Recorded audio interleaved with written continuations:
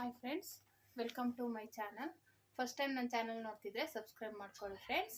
ಈ ವಿಡಿಯೋ ಇಷ್ಟ ಆದರೆ ಲೈಕ್ ಕೊಡಿ. ಏನಾದರೂ ಡೌಟ್ಸ್ ಇದ್ದರೆ ಕಮೆಂಟ್ ಮಾಡಿ ಫ್ರೆಂಡ್ಸ್. ಇದೊಂದು ಇವಾಗ ವೇಸ್ಟಾಗಿ, ಇವಾಗ ಜೀನ್ಸ್ ಪ್ಯಾಂಟ್ಗಳು ಸುಮಾರು ವೇಸ್ಟಾಗಿ ಬಿದ್ದಿರುತ್ತೆ. ಆ ಥರದ್ರಲ್ಲಿ ಏನೋ ಒಂದು ಕಾಲರ್ಸ ಮ್ಯಾಟ್ ಮಾಡ್ಕೋಬೋದು. ಇವಾಗ ಬೇಕಾದ್ರೆ ಈಗೇನೆ ಕಾಲರ್ಸಕ್ಕೆ ಹಾಕೋಬೋದು. ಅದ್ರ ಬದಲು ಮ್ಯಾಟ್ ಥರ ರೆಡಿ ಮಾಡಿಕೊಂಡು ಹಾಕೊಂಡ್ರೆ ಒಂಥರ ನೀಟಾಗಿರುತ್ತೆ, ಚೆನ್ನಾಗಿರುತ್ತೆ. ಅದು ಯಾವ ಥರ ಮಾಡೋದು ಅಂತ ನೋಡೋಣ ಬನ್ನಿ. ಇದು ವೇಸ್ಟ್ ಆಗಿರೋ ಪ್ಯಾಂಟು. ಫಸ್ಟ್ಗೆ ಇದನ್ನ ನಾವು ಅದೇ ಇಲ್ಲಿ ಮೇಲೆ ಇದಾಗಿರುತ್ತಲ್ಲ ಇಲ್ಲಿವರೆಗೂ ಕಟ್ ಮಾಡ್ಕೊಂಡ್ಬಿಡ್ಬೇಕು. ಯೂಸ್ ಮಾಡ್ದೇನೆ ಇರುವಂಥ ಪ್ಯಾಂಟ್ಗಳಿರುತ್ತಲ್ಲ ಅದನ್ನ ಈ ರೀತಿ ಫಸ್ಟ್ಗೆ ಕಟ್ ಮಾಡ್ಕೋಬೇಕು. ನಾವು ಮೇಲ್ಗಡೆವರೆಗೂ ನಮಗೆ ಇಷ್ಟು ಇಲ್ಲಿವರೆಗೂ ಬರುತ್ತೆ. ಈ ಥರ ಕಟ್ ಮಾಡಿಕೊಂಡು ಆಮೇಲೆ ಅದನ್ನು ರೆಡಿ ಮಾಡಬೇಕಾಗುತ್ತೆ.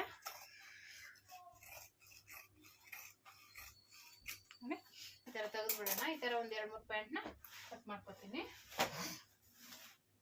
ಇದನ್ನ ಹಾಗೆ ಕಟ್ ಮಾಡ್ಕೊತೀನಿ. ಇದು ಸ್ವಲ್ಪ ದಪ್ಪ ಇರುತ್ತೆ ಬಟ್ಟೆ, ನೋಡ್ಕೊಂಡು ಕಟ್ ಮಾಡ್ಕೊಳ್ಳಿ.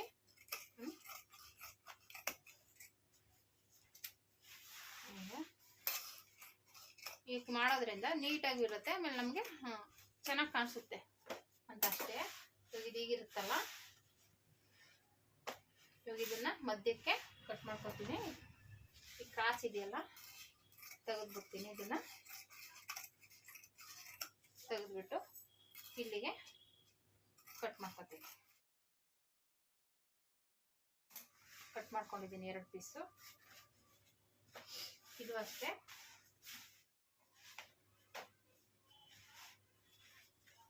ಇದನ್ನ ಮಧ್ಯೆ ಕಟ್ ಮಾಡ್ಕೊತೀನಿ. ಆಮೇಲೆ ಅದು ಕ್ರಾಸ್ ಆಗಿರೋದನ್ನ ಬೇಕಾದ್ರೆ ಹಂಗೆ ತೆಗೆದ್ಬಿಡ್ಬೋದು.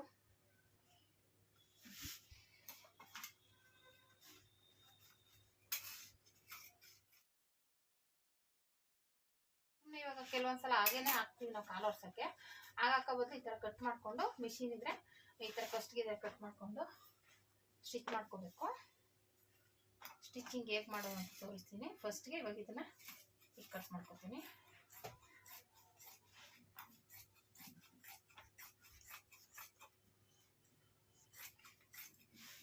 ಕೆಲವೊಂದು ಮನೇಲಿರೋ ಹಳೆ ಬಟ್ಟೆಗಳಿಂದ ಈ ರೀತಿ ಏನಾದರೂ ಮಾಡ್ಕೋಬೋದು. ನೋಡಿ, ಈ ಮಧ್ಯೆ ಕಟ್ ಮಾಡ್ಕೊತೀನಿ.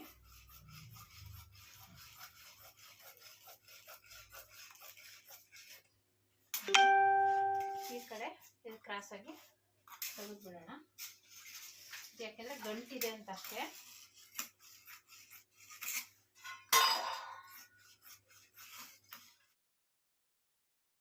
ಸ್ಟಿಚಿಂಗ್ ಮಾಡ್ಕೋತೀವಿ ಅವಾಗ.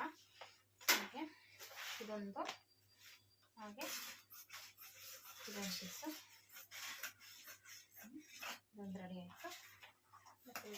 ಈ ರೀತಿ ಮಾಡ್ಕೋಬೇಕು ನಾವು. ಇವಾಗ ಇದು ಕಟ್ಟಿಂಗ್ ಮಾಡಿ ನಾನು ಸುಮ್ಮನೆ ಹಾಗೆ ತೋರಿಸಿದ್ದೀನಿ ಈ ಥರ ಬರುತ್ತೆ ಅಂತ. ಇವಾಗ ಇದನ್ನ ಸ್ಟಿಚ್ ಮಾಡ್ಕೊಂಡಾದ್ಮೇಲೆ ಈ ರೀತಿ ಮಾಡಿಕೊಂಡು ಮತ್ತೆ ಸುತ್ತ ಸ್ಟಿಚ್ ಮಾಡಬೇಕಾಗುತ್ತೆ. ಇವಾಗ ಇದೆಲ್ಲ ಕಟ್ ಮಾಡ್ಕೊಂಡಿದ್ದೀನಿ. ಇದು ಯಾವ ರೀತಿ ಸ್ಟಿಚಿಂಗ್ ಮಾಡೋದು ಅಂತ ನೋಡೋಣ ಬನ್ನಿ. ಫಸ್ಟ್ಗೆ ಇವಾಗ ಈ ಥರ ಬರುತ್ತೆ ಮ್ಯಾಟು ಅಂತ, ಅದಷ್ಟು ದೊಡ್ಡದು ಬರಲ್ಲ. ನಾವು ಇದು ಸ್ಟಿಚಿಂಗ್ ಎಲ್ಲ ಹಾಕಿದ್ರೆ ಇನ್ನೂ ಚಿಕ್ಕದಾಗ್ಬಿಡುತ್ತೆ. ಇವಾಗ ಇದನ್ನು ಯಾವ ರೀತಿ ಮಾಡೋದು ಫ್ರೆಂಡ್ಸ್. ಇವಾಗ ಇದನ್ನೆಲ್ಲನೂ ಡಬಲ್ ಫೋಲ್ಡ್ ಮಾಡಿ ಸ್ಟಿಚ್ ಮಾಡಿಕೊಂಡು ತಿರುಗಿಸ್ಕೋಬೇಕು. ಈ ರೀತಿ ನಾನು ತಿರುಗಿಸ್ಕೊತಾ ಇದ್ದೀನಲ್ಲ ಆ ರೀತಿ ಎಲ್ಲನೂ ಉಲ್ಟಾ ಮಾಡಿ ತಿರುಗಿಸ್ಕೋಬೇಕು. ತಿರುಗಿಸ್ಕೊಂಡಾದ್ಮೇಲೆ ಅದು ನಾವು ಫೋಲ್ಡ್ ಮಾಡೋಕ್ಕೆ ಈ ಥರ ಒಂದ್ರ ಮೇಲೆ ಒಂದು ಇಟ್ಟಿದ್ದು ಮಾಡೋಕ್ಕೆ ಸರೋಗುತ್ತೆ.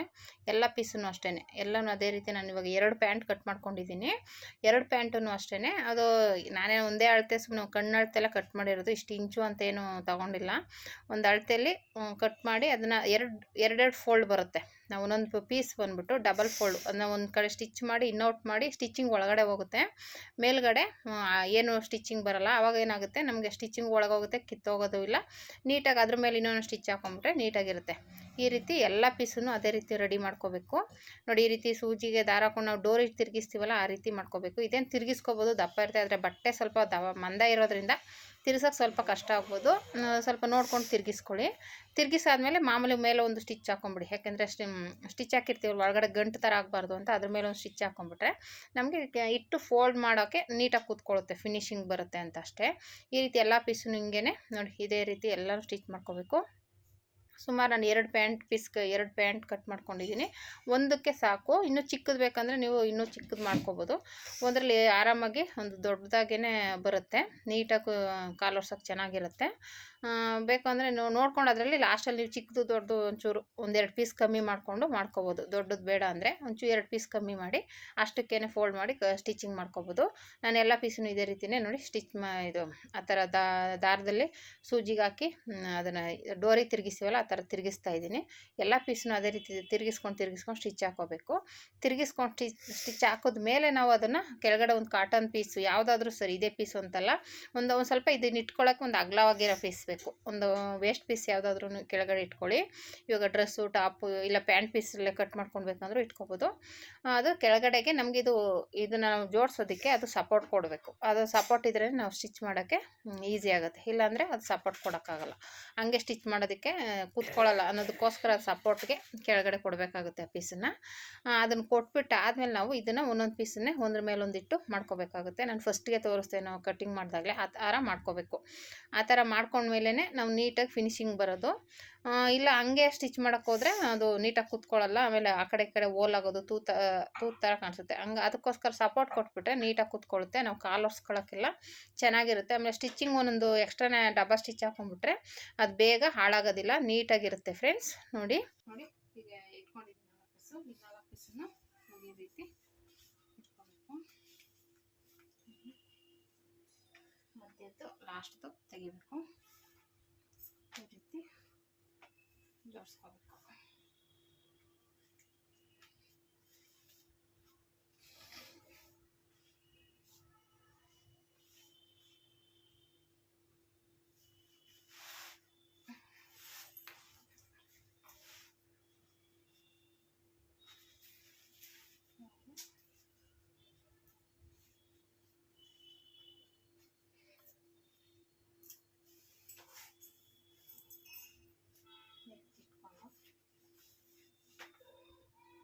ಮತ್ತೆ ಇವಾಗ ಇದನ್ನು ತೆಗಿಬೇಕು. ತೆಗೆದು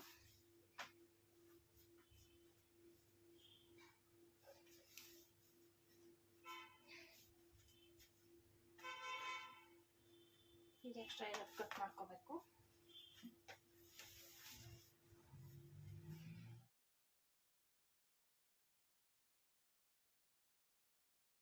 ಮತ್ತೆ ಇದನ್ನು ತೆಗೆದ್ಬಿಟ್ಟು ಅದನ್ನು ಇಡಬೇಕು.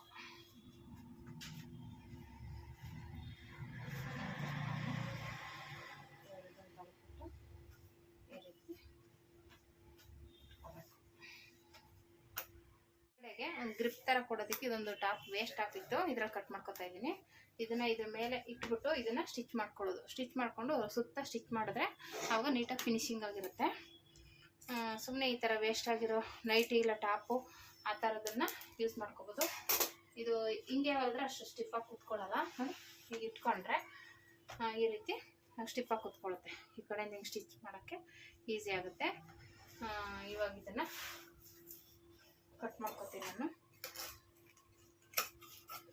ಇದು ಕಾಟನ್ ಆಗಿರೋದ್ರಿಂದ ನಾವು ಕಾಲು ಒರೆಸಿದಾಗ ನೀಟಾಗಿ ಕಾಲು ಎಳ್ಕೊಳ್ಳುತ್ತೆ. ಅದಕ್ಕೋಸ್ಕರ ನೀರು ಎಳ್ಕೊಳ್ಳುತ್ತೆ. ಅದಕ್ಕೆ ಇದನ್ನು ಸ್ಟಿಚ್ ಮಾಡ್ಕೊಂಡ್ಬಿಡ್ತೀನಿ. ಇದು ಸೈಡ್ ಕೊಡೋಕ್ಕೆ, ಸೈಡಿಗೆ ಸುತ್ತ ಸ್ಟಿಚ್ ಮಾಡೋಕ್ಕೆ. ಬನ್ನಿ ಯಾವ ರೀತಿ ಸ್ಟಿಚ್ ಮಾಡೋದು ನೋಡೋಣ.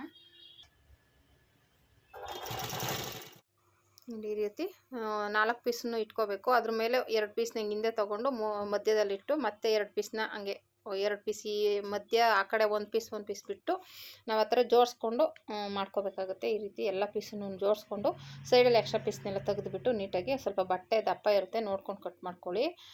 ಕತ್ರಿ ಶಾರ್ಪ್ ಇರಬೇಕು. ಚಿಕ್ಕ ಕತ್ರಿಯಲ್ಲಿ ಆಗಲ್ಲ, ದೊಡ್ಡ ಕತ್ರಿಯಲ್ಲಿ ಕಟ್ ಮಾಡ್ಕೋಬೇಕಾಗುತ್ತೆ. ಕಟ್ ಮಾಡ್ಕೊಂಡು ಆದಮೇಲೆ ಇದಕ್ಕೆ ನಾವು ಸೈಡಲ್ಲೆಲ್ಲ ಒಂಚೂರು ಪಟ್ಟಿ ಅಟ್ಯಾಚ್ ಮಾಡ್ಕೊಂಬಿಟ್ರೆ ಒಂದು ವೇಸ್ಟ್ ಪೀಸ್ನ ಅಟ್ಯಾಚ್ ಮಾಡಿದ್ರೆ ಸ್ಟಿಫಾಗಿ ಕೂತ್ಕೊಳ್ಳುತ್ತೆ. ಯಾಕೆಂದರೆ ಆ ಕಡೆ ಈ ಕಡೆ ನೋಡೋಕ್ಕೂ ಚೆನ್ನಾಗಿ ಕಾಣಿಸ್ಬೇಕಲ್ವ. ಅದಕ್ಕೋಸ್ಕರ ನಾವೇನು ಮಾಡಬೇಕು, ಒಂದು ವೇಸ್ಟ್ ಪೀಸ್ ತೊಗೊಂಡು ಕಟ್ ಮಾಡಿಕೊಂಡು ಸುತ್ತ ಅಟ್ಯಾಚ್ ಮಾಡಿಕೊಂಡು ರೆಡಿ ಮಾಡ್ಕೋಬೇಕಾಗುತ್ತೆ. ಇಷ್ಟು ರೆಡಿ ಮಾಡಿಕೊಂಡ್ರೆ ಕಾಲು ಒರೆಸೋಕ್ಕೆ ತುಂಬ ಚೆನ್ನಾಗಿರುತ್ತೆ. ಆಮೇಲೆ ಒಂದೊಂದು ಎಕ್ಸ್ಟ್ರಾ ಸ್ಟಿಚ್ ಹಾಕೊಂಬಿಡಿ. ಒಂದೊಂದು ಸ್ಟಿಚ್ಗಿಂತ ಡಬಲ್ ಸ್ಟಿಚ್ ಹಾಕ್ಕೊಳ್ಳಿ. ಅವಾಗ ಸ್ಟಿಫಾಗಿ ಕೂತ್ಕೊಳ್ಳುತ್ತೆ, ಬಾಳಿಕೆ ಬರುತ್ತೆ, ವೇಸ್ಟ್ ಆಗೋದಿಲ್ಲ. ಆಮೇಲೆ ಬಟ್ಟೆ ಹರಿಯೋದಿಲ್ಲ. ಇದು ಜೀನ್ಸ್ ಪ್ಯಾಂಟ್ ಎಷ್ಟು ವರ್ಷ ಆದರೂ ಏನೂ ಆಗೋದಿಲ್ಲ. ನೀಟಾಗಿ ವಾಶ್ ಮಾಡಿ ಯೂಸ್ ಮಾಡ್ಬೋದು. ಈ ರೀತಿ ಬೇಕಾದರೆ ಇರೋ ವೇಸ್ಟ್ ಪೀಸಲ್ಲಿ ಇಲ್ಲ ನೈಟಿಲಿ ಇಲ್ಲ ಟಾಪ್ಸಲ್ಲಿ ಆ ಥರ ಎಲ್ಲ ಪೀಸಲ್ಲೂ ಮಾಡ್ಕೋಬೋದು. ಜೀನ್ಸಲ್ಲಿ ಅಂದರೆ ಸ್ವಲ್ಪ ಮಂದ ಇರುತ್ತೆ, ಬಾಳಿಕೆ ಬರುತ್ತೆ ಅನ್ನೋದಕ್ಕೋಸ್ಕರ ಮಾಡಬೇಕಷ್ಟೇ. ಈ ರೀತಿ ಕೆಲವು ಹಾಗೇನೆ ಒರ್ಸಕ್ಕೆ ಹಾಕ್ತಾ ಇರ್ತಾರೆ. ಅದ್ರ ಬದಲು ಈ ಥರ ಮಾಡ್ಕೊಂಡು ಹಾಕ್ಕೊಳ್ಳಿ, ನೀಟಾಗೂ ಇರುತ್ತೆ, ನೋಡೋಕೆ ಚೆನ್ನಾಗೂ ಇರುತ್ತೆ. ಈ ಥರ ಟ್ರೈ ಮಾಡಿ ಫ್ರೆಂಡ್ಸ್. ಹೇಗೆ ಬಂತು ಅಂತ ಕಮೆಂಟ್ ಮಾಡಿ. ನೋಡಿ, ವೇಸ್ಟ್ ಬಟ್ಟೆಲಿ ಈ ಥರ ಆರಾಮಾಗಿ ಕಾಲು ಒರೆಸೋದು. ನಾನು ಆಲ್ರೆಡಿ ಮೊದಲು ಒಂದು ವಿಡಿಯೋ ಹಾಕಿದ್ದೀನಿ, ಅದು ಇನ್ನೂ ಒಂದು ಬೇರೆ ಥರ ಯಾವ ಥರ ಮಾಡ್ಬೋದು ಜೀನ್ಸ್ ಪ್ಯಾಂಟಲ್ಲೇ ಆ ಥರ ವೇಸ್ಟ್ ಪೀಸಲ್ಲಿ ಯಾವ ಥರ ಮಾಡೋದು ಅನ್ನೋದು ಹಾಕಿದ್ದೀನಿ ನೋಡಿ. ಈ ಥರ 2 ಪ್ಯಾಂಟ್ ಪೀಸ್ ತೊಗೊಂಡು ಈ ಥರ ಆರಾಮಾಗಿ ನೀವು ಕಾಲು ಒರೆಸೋದು ಮಾಡ್ಕೋಬೋದು. ನೋಡಿ, ತುಂಬ ಚೆನ್ನಾಗಿ ಬಂದಿದೆ, ನೋಡೋಕ್ಕೂ ಚೆನ್ನಾಗಿ ಕಾಣಿಸುತ್ತೆ, ಯಾರು ನೋಡೋಕ್ಕೂ ಒಂಥರ ಲುಕ್ಕಾಗಿ ಕಾಣಿಸುತ್ತೆ. ಸುಮ್ಮನೆ ಹಂಗೆ ಹಾಕಿದ್ರೆ ಚೆನ್ನಾಗಿ ಕಾಣಿಸಲ್ಲ. ಈ ಥರ ಮಾಡಿ ಟ್ರೈ ಮಾಡಿ, ಹೇಗೆ ಬಂತು ಅಂತ ಕಮೆಂಟ್ ಮಾಡಿ friends. Thank you for watching friends.